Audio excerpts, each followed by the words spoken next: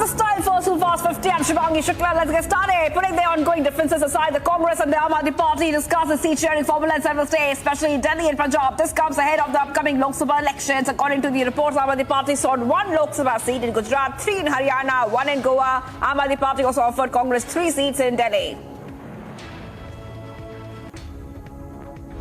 Shiv Sena MP Priyanka Chaturvedi said that India alliance parties may have differences in view because it is the culmination of 26.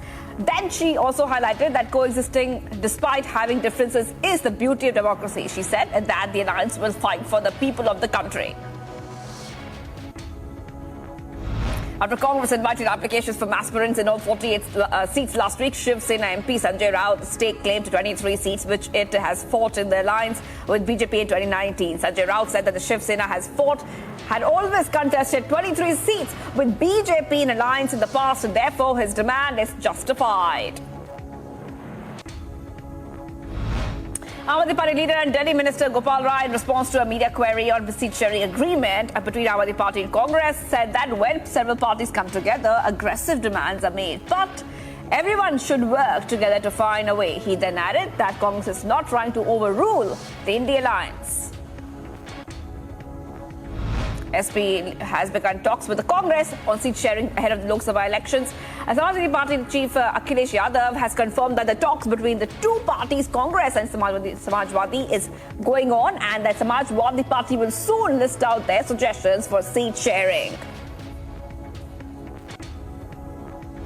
Tamil Nadu BJP State President K. Namalai said that it is clear that in the elections PM Modi is coming back to power. He added by saying that the only question is whether he is going to come back to power with 400 seats or 450 seats. He concluded by saying that for BJP, it will be a historic year. According to the government sources, India plans to build a new airport for both military civilian aircraft operations in Lakshadweep. Now, the plan is to have a joint airfield that would be capable of operating fighter jets, military transport planes, and commercial aircraft as well. Amidst the ongoing Maldives row, the Deputy Chief Minister of Maharashtra, Devendra Fadnavis, encouraged Indians to explore Indian islands. In his tweet, he also listed a few places that Indians must visit. Sindhu Durg, among others, were a few places he has mentioned.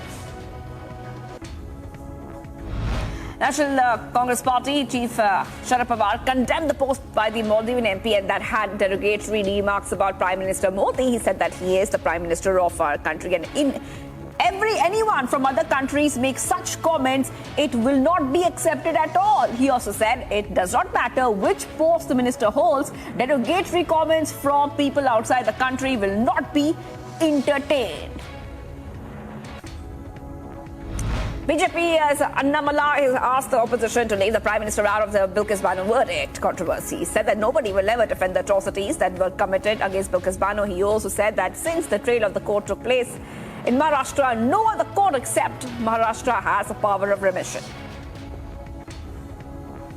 The 10th edition of the vibrant Gujarat Global Summit is set to commence on tomorrow. The Prime Minister Modi inaugurated the event in Ahmedabad. This year's summit marks celebrations of 20 years of vibrant Gujarat as a summit of success. Ahead of the inauguration of the vibrant Gujarat Global Summit that is set to take place tomorrow, Prime Minister Modi inaugurated the vibrant Gujarat Global Trade Show in Gandhinagar today. The show is an exhibition spread across 2 lakh square meters in multiple halls and helipad ground exhibition centre in Gandhinagar.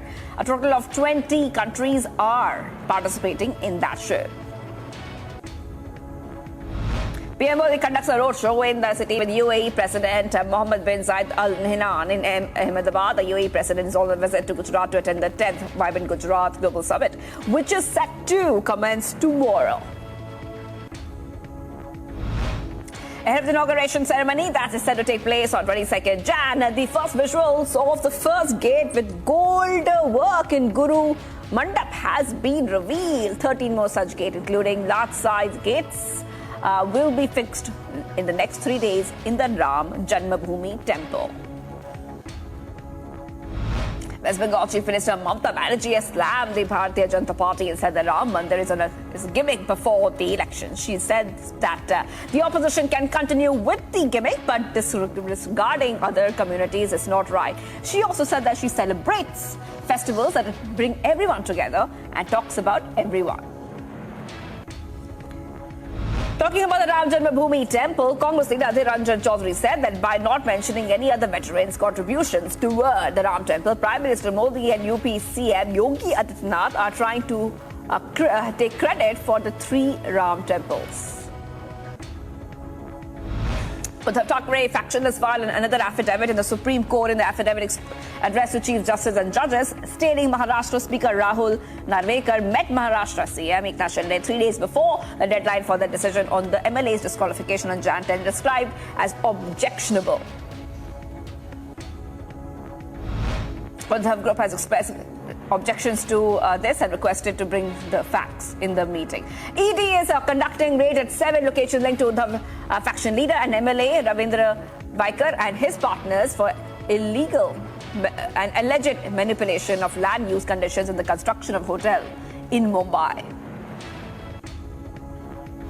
Amidst the ED raids going on at 7 locations related to the Uddhav faction leader, Congress President Mallikarjun Kharge said that the raids are being done purposely and to scare the faction. He also said that once a leader joins the BJP, they are given a clean chit. Talking about the disqualification of Shiv Sena MP, Maharashtra Speaker concluded that hearing on the same has concluded and verdict will be pronounced tomorrow. UP CM Yogi Adityanath has declared a holiday for all educational institutions to celebrate the inauguration ceremony set to take place on 22nd Jan. Mohammad Shami, the Indian star bowler, received Arjuna Awards from President Draupadi Murmu for his extraordinary contribution to Indian cricket team. Shami has been part of the Indian team that ended the runner-ups in the World Test Championship and the ODI World Cup.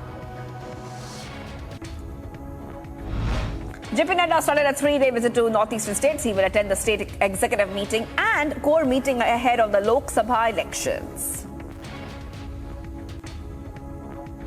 Defence Minister Rajnath Singh kicked off his UK tour after paying homage to Mahatma Gandhi's statue in London. This is his visit to UK after a longer gap of 22 years.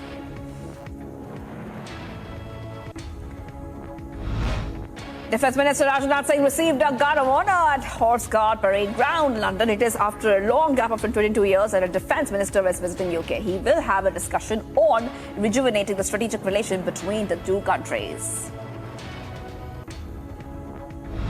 BJP National General Secretary Tarun Chugh and other leaders have reached the residence of JP Nadda for the BJP General Secretary meeting to discuss on Lok Sabha poll strategy. They also discuss on how to rigorously work on ground ahead of the elections. PM Modi meets Mozambique President Filipe Nyusi as he arrived to attend the Gujarat summit. The meeting between two leaders has strengthened the strategic and bilateral relationship between the two countries. Indian Navy's INS Kabra arrived in Colombo, Sri Lanka, sending bilateral ties. Now, the ship's commanding officer meets Sri Lankan Navy officials, emphasizing cooperation. Essential supplies were handed over to enhance collaboration in line with the Prime Minister's vision.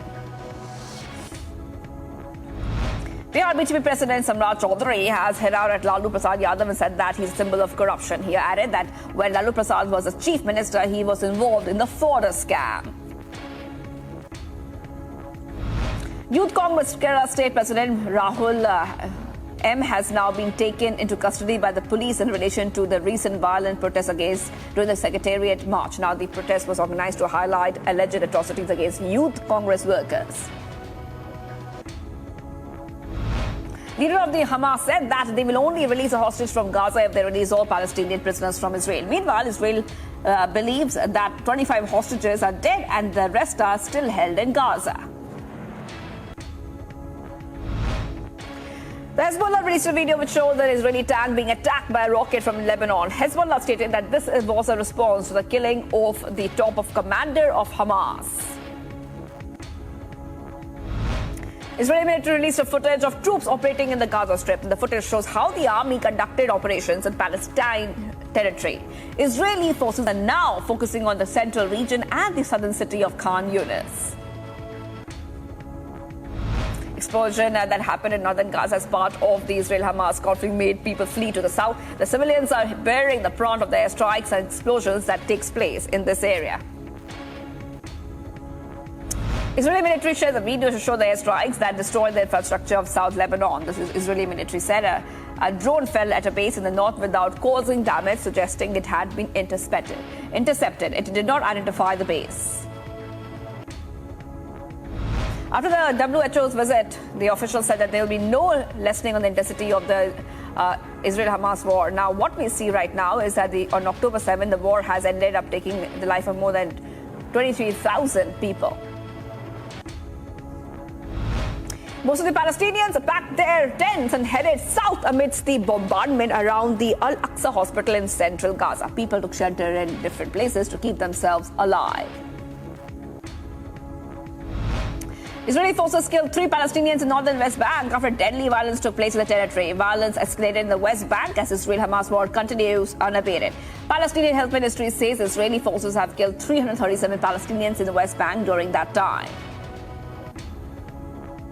The meeting between Antony Blinken and Benjamin Netanyahu was to discuss on a plan for Gaza post-war. Blinken said he was coming to Israel with promises from 4 Arab nations and Turkey to help it in rebuilding Gaza after the war. U.S. Secretary of State Antony Blinken met Israel's foreign minister in Tel Aviv on an urgent basis to control Israel-Hamas war and to prevent it from escalating further. Blinken has been tasked to de-escalate conflict following meetings with leaders from 4 key Arab nations and Turkey. Taiwan's defense ministry issued an alert saying that China launched a satellite over its airspace days before the self-governing island's elections. An English version of the presidential alert sent to residents' mobile phones cautioned there was a missile flyover. The alerts went off in the middle of the international news conference by Taiwan's foreign minister Joseph Wu. Taiwan's leading presidential candidate William Lai said that he wishes to reopen talks with China based on equality and mutual respect. Almost 8 years of Beijing's complete refusal to communicate with the leaders of the self-governing island as it considers its own territory. China's top diplomat said that he will explore ways to get along with us following a meeting with the president of 2 nations. President Joe Biden and Xi Jinping's meeting in San Francisco signaled a pause in bilateral relations that have worsened over a series of issues.